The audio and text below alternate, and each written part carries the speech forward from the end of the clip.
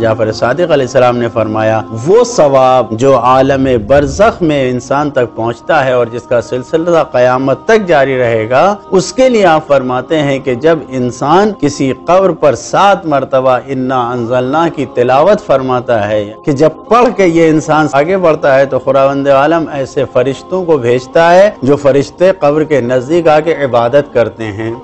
और जब ये फरिश्ते उस कब्र के नजदीक इबादत करते हैं तो खुदावंद आलम ने इसका सवाब यानी इस फरिश्ते की इबादत का सवाब जो रखा है, क्या रखा है, कब्र में सोने वाले मुर्दे के लिए भी है और वो सूरह इन्ना अंज़लना की तिलावत पढ़ने करने वाले के लिए भी है। कब तक? जब तक कि क़यामत बर्पा न हो जाए। अच्छा, दोनों तरफ सवाब जा रहा है। इमाम ने इसको मुकम्मल करते हुए कहा है कि इंसान उस वक्त तक इसका सवाब लिखता रहेगा जब तक कि खुदावंद आलम इस बंदे को जो कब्र में सोया हुआ है, जो तिलावत जिसने किया, जन्नत में दाखिल न कर दे, उस वक्त तक सवाब जारी रहेगा।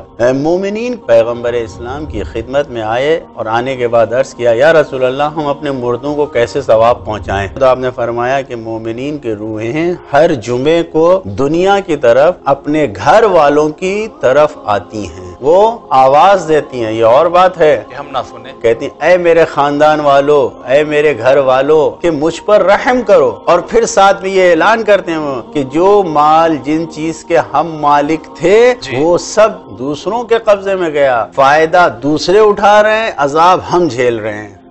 लिहाजा खानदान वालों कुछ दिरहम व दीनार खर्च करो हमारे लिए, मिस्कीनों को, गरीबों में जाके हमारे लिए रोटियां बांटो और इसी तरीके से कपड़े पहनाओ। हाँ, जो जरूरतमंद है उनको कपड़े पहनाओ। ये तीनों चारों अमल इस रिवायत में है कि हर जुमे को रूहें आके अपने घर खानदान वालों से फरियाद करती हैं। लिहाजा अगर इंसान इन अमाल को अंजाम देता है तो वो रूहें ये कहती हैं कि तुम ये सारी चीजें हमारे लिए करो, अल्लाह तुम्हारे लिए जन्नत में जोड़े अता करेगा। अच्छा, अमल एक, फायदा दोनों हजरात को हो रहा है।